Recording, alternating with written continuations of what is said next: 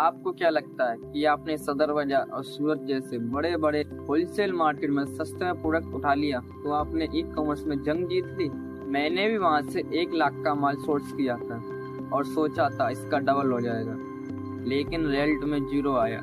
Wholesale market के पीछे एक ऐसा झोल छुपा रहता है जो बिना किसी चमक दमक के आपका 50 से 60% प्रॉफिट खा जाता है। अगर आप भी ई कॉमर्स स्टार्ट कर रहे हो या आने की सोच रहे हो तो ये वीडियो आपके लिए बहुत ही फायदेमंद होने वाली है। होलसेल मार्केट का सबसे बड़ा झोल ये है कि आप लैंडिंग कॉस्ट का कैलकुलेशन नहीं करते। दुकानदार बोलेगा भैया ये प्रोडक्ट 100 रुपए का है और आप खुश हो जाओगे क्योंकि आपको पता है कि वह प्रोडक्ट मीशो, अमेजोन या अन्य किसी ई कॉमर्स प्लेटफॉर्म पर 399 का बिच रहा है, लेकिन आपको उसके पीछे का चार्जेस या आइडन कॉस्ट नहीं पता। लेकिन 100 सिर्फ मार्केट प्राइस है, असली प्राइस तो आपके घर आने के बाद उसको फाइनल करना होता है। GST जो बिल के ऊपर अलग से लगेगा, ट्रांसपोर्ट एंड कार्टेज, मार्केट से गोदाम तक, डिफेक्टिव, डैमेज, 5 to 10% माल reject, no return, packaging, e commerce ready packing.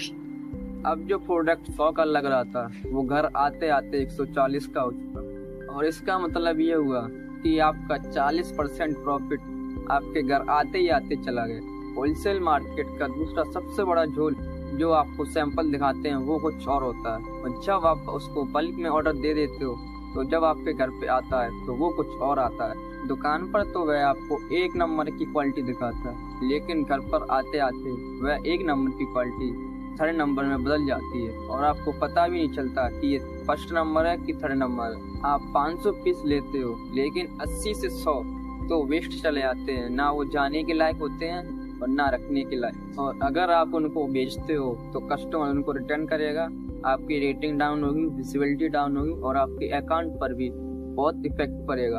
अब एक आपके मन में सवाल आ रहा होगा कि इस झोल से कैसे बचें। रूल नंबर 1, आपको वहीं खड़े होकर देखना है कि आपका माल कैसे पैक हो रहा है, और आप चाहो तो किसी एक रेंडम डब्बे को खोलकर देखो कि माल कैसा है।